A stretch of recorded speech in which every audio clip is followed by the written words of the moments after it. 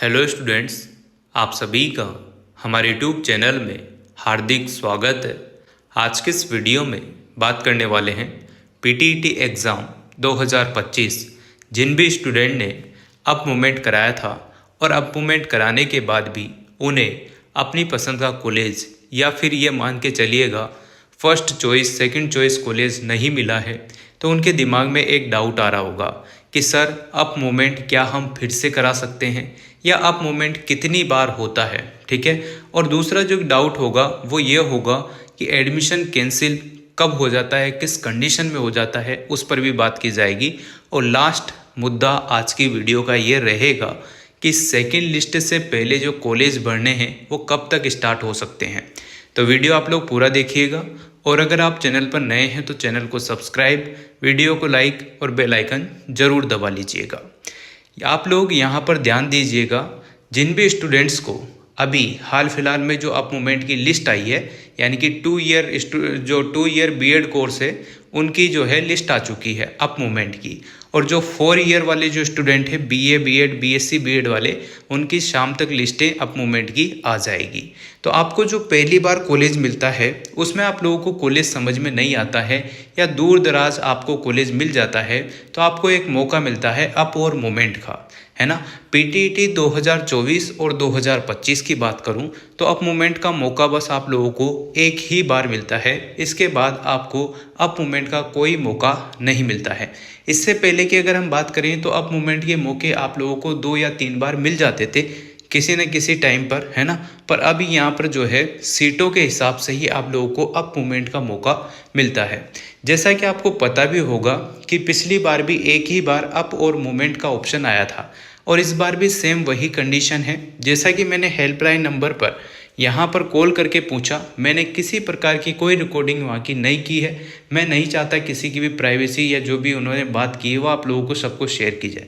आप लोग खुद भी यहाँ पर ये हेल्पलाइन नंबर है, इस पर कंफर्म कर सकते हैं, कोई दिक्कत नहीं है। जैसा कि मैंने आप सभी के लिए, क्योंकि मेरे तो ये काम की वीडियो है नहीं, क्योंकि मैंने तो पीटीईटी वीटीईटी पहले हो गई है ना, तो मैं आप सभी के सहयोग के लिए ही ये वीडियो बनाता हूँ। तो आप लोगों को क्लियर कर दूँ कि एक ही बार आप लोगों को अप और मूवमेंट का ऑप्शन देखने को मिलेगा। इसके बाद आप लोगों को अप और मूवमेंट का ऑप्शन नहीं देखने को मिलेगा। ऐसा मेरे को हेल्पलाइन नंबर पर कॉल करने के दौरान यही सूचना मिली है कि एक ही बार होगा, इसके बाद नहीं होगा अप और मूवमेंट का। तो ठीक है ना। तो जिन भी बच्चों को कॉलेज मिला है, जैसे पहली बार में उन्हें कॉलेज मिला था, ठीक है, तो उसके दौरान उन्होंने अप और मूवमेंट का ऑप्शन यस किया होगा।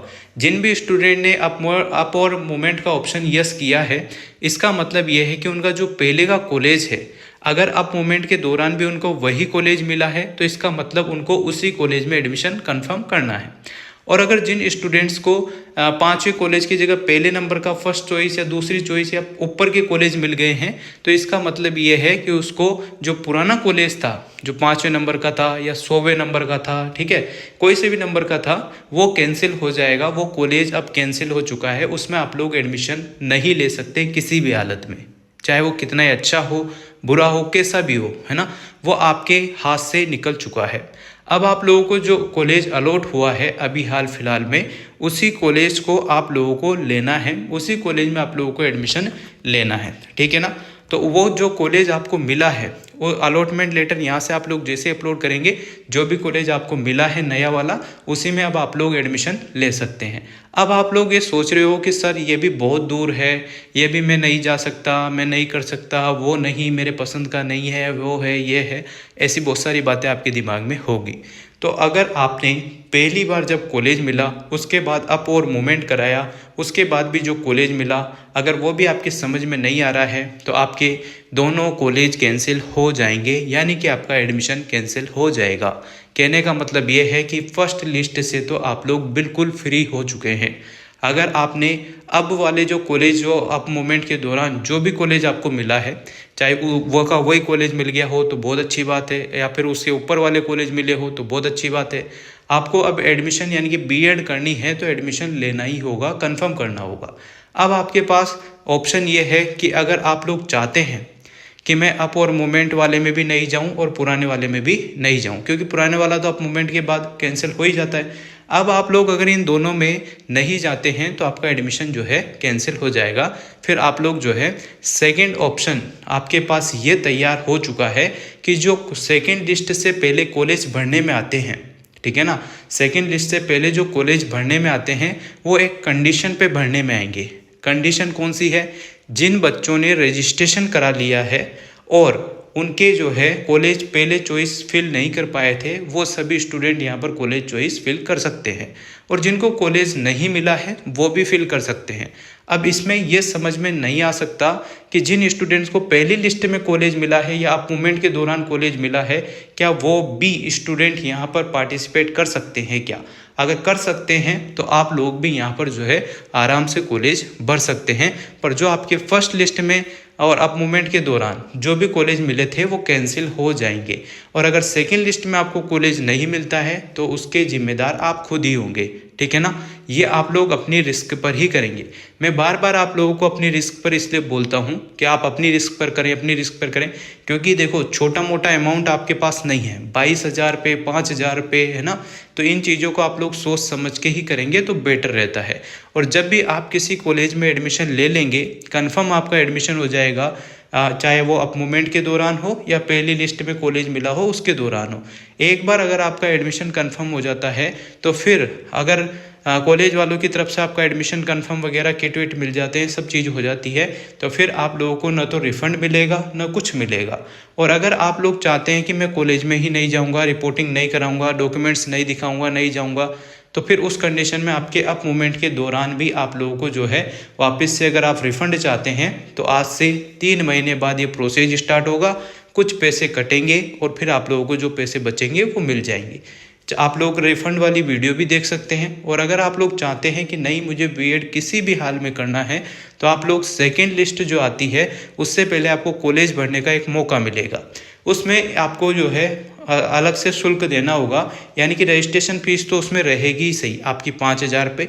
एडमिशन फीस जो आपकी 22,000 है, बहुत सारों ने दे दी है, बहुत सारों ने नहीं दी है ना। तो जिनको कॉलेज नहीं मिला है उन बच्चों ने तो नहीं दी, उन्होंने तो ओनली रजिस्ट्रेशन फीस दी है। तो रजिस्ट्रेशन फीस बाद में रिफंड हो जाती है। अगर आपको कॉलेज नहीं मिलता है या आपको कॉलेज में एडमिशन नहीं लेना होता है, कॉलेज मिल जाता है तो कुछ पैसे कट के आपको रिफंड मिल जाता है। पर यहाँ पर जो है आप सभी वापस से 1,000 रुपये कुछ शुल्क रहेगा, है ना। पिछली बार 1,000 रुपये शुल्क था और फिर वापस से डबल से आपसे कॉलेज भराए गए थे। जितने भी आप कॉलेज भरेंगे उस हिसाब से भर सकते हैं। ऑल राजस्थान का ऑप्शन इस बार पहली लिस्ट में भी नहीं आया था और सेकेंड लिस्ट जब भरेंगे तब भी शायद ही आएगा, ठीक है ना। तो आप लोग जो है कॉलेज भरते टाइम ये ध्यान रखना, जो बच्चे सेकेंड लिस्ट के लिए भरेंगे तो वही विशेष ध्यान रखना, पहले तो अपने पास के जो कॉलेज हैं अपने एरिया के वो भरेंगे। 10 बार समझाने के बाद भी आप लोग गलती ये करते हैं कि 2-5 कॉलेज भर के फिर फ्री हो जाते हैं, जो कि एक गलती है। फिर आपको कॉलेज नहीं मिलता है, चाहे आपके तो कितने अच्छे मार्क्स हो। इसलिए आप लोग ये विशेष ध्यान रखें, अगर आपको बीएड हकीकत में ही करनी है तो सबसे पहले तो आप लोग अपने ज़िले के कॉलेज भर दें। उसमें भी ये देख के भरें कि आपका जो गृह जिला है उसमें कौन कौन से कॉलेज हैं और उसमें से कौन से कॉलेज जो आपके सब्जेक्ट के हिसाब से हैं, साइंस, आर्ट्स, कॉमर्स, कितनी सीट है, सारी चीज़ें यहाँ पर आप लोगों को देखने को मिल जाती है कॉलेज लिस्ट वगैरह में। और टेलीग्राम पर कॉलेज लिस्टों से संबंधित मैंने पहले ही अपलोड कर दिया है पूरा PDF, तो आप लोग वहाँ से देख सकते हैं। यहाँ से तो हटा देते हैं टाइम के हिसाब से, है ना। यहाँ पर तो टाइम के हिसाब से ये देखो अभी भी आ रहा है कॉलेज लिस्ट, तो यहाँ से भी आप लोग चेक कर सकते हैं, है ना। तो अपनी सीटें देख सकते हैं, सीटों के हिसाब से आप लोग कॉलेज भरें। कॉलेज भरते टाइम आप लोग जल्दबाजी ना करें, आराम से टाइम लेकर भरें, ठीक है ना। तो पूरे कॉलेज अपने ज़िले के भरें, फिर उसके बाद जो आपके आसपास के जितने ज़िले हैं उतने भरें। 41 ज़िले टोटल अभी राजस्थान में हैं, तो उसमें से आप लोग जितने भर सकते हैं उतने भरिएगा, अगर आपको कोई से भी कॉलेज से बीएड करनी है तो। और सेकंड लिस्ट जब भी जारी होगी वो आप लोगों को मैं क्लियर कर दूं कि 9 अगस्त से लेकर 15 अगस्त तक सेकंड लिस्ट का ही प्रोसेस चलेगा। चाहे ये ऑफिशियल जानकारी आपको कहीं से मिले ना मिले, आप हेल्पलाइन से भी जानकारी ले सकते हैं। और आपको ये भी क्लियर कर दूं कि ये जो अप मूवमेंट का प्रोसेस है फर्स्ट लिस्ट के बाद का, इसके बाद अब सेकेंड लिस्ट की ही बारी है ना। तो अपना एक्स्ट्रा दिमाग लगाने की आपको कतई आवश्यकता नहीं है। इन बातों का ध्यान रखते हुए जो भी डॉक्यूमेंट्स इनकम्प्लीट हो उनको कंप्लीट कर लो, कहीं अपडेट वगैरह हो, कुछ चीज़ से सही करानी हो तो वो करा करो के रख लो। फिर बाद में आप लोगों को इश्यू होगा तो वो उसके जिम्मेदार भी आप खुद ही होंगे। कुछ भी चीज़ करते हो तो आप खुद ही उसके जिम्मेदार होते हैं, ना कि आपके माता पिता, ना कोई टीचर, ना कोई समझाने वाला, ना कुछ। ठीक है ना। आप लोग अपनी रिस्क पर ही चीज़ें करें, क्योंकि आप एडमिशन ले रहे हैं फिर आप लोग कैंसिल कर रहे हैं कि मैं तो नहीं जाऊँ वो जाऊँ, है ना। किसी से बिना सलाह के आप लोग चीज़ें कर रहे हैं तो फिर वो गलती आपकी खुद की होती है ना। तो आप लोग इस टाइप से कॉलेज लिस्ट देखकर कॉलेज भरें। और आप लोग ऐसे मान सकते हैं कि अगर आप हाड़ौती अंचल से हैं, जैसे कोटा बूंदी बारा से हैं, तो इसमें से आप लोग चाहते हैं कि कोटा बूंदी बारा में से मिल जाए, तो पहले तो उनके कॉलेज भर लो, फिर आसपास के जितने कॉलेज है वो सारे भर दो, जयपुर, टोंक, चित्तौड़गढ़ सबके भर दो। फिर आप लोग जैसलमेर के छोड़ दो, बांसवाड़ा के छोड़ दो, बाड़मेर के छोड़ दो, उधर के एरिया के छोड़ दो, 2, 5, 10 जिले छोड़ दो, बाकी तो सबके भर दो। इस टाइप से आप लोग भरेंगे जब भी जाके आप लोगों को कॉलेज मिल पाएगा। और अभी उम्मीद रखो, क्योंकि सेकंड लिस्ट है, आराम से आप लोगों को कॉलेज मिलने की पूरी संभावना बनती है। तो इसी प्रोसेस को आप लोग फॉलो करेंगे तो आपको बेनिफिट ज़रूर होगा। और अगर आपको किसी भी प्रकार की कोई भी दिक्कत आती है, आपको कुछ भी चीज़ समझ में नहीं आ रही है, मान लो कोई यूट्यूब पे भी कोई भी समझा रहे हैं, कुछ भी कर रहे हैं, आपको नहीं समझ में आ रही है, तो कोई बात नहीं है। आपके लिए यहाँ पर यूनिवर्सिटी ने, वर्धमान खुला विश्वविद्यालय ने हेल्पलाइन नंबर जारी कर रखे हैं। इसमें से एक हेल्पलाइन नंबर तो स्विच ऑफ बताएगा, फिक्स है, पर दूसरा चालू हो जाता है कभी भी। और ये जो फ़ोन नंबर, मोबाइल नंबर है, इस पर भी आप लोग कांटेक्ट करेंगे तो बहुत अच्छे सर हैं, वो आप लोगों को हेल्प ज़रूर करेंगे। एक ही बार में पूरी चीज़ पूछ ले कि सर ये चीज़ है, ये है, तो आपको ज़रूर यहाँ से सहायता मिल जाती है।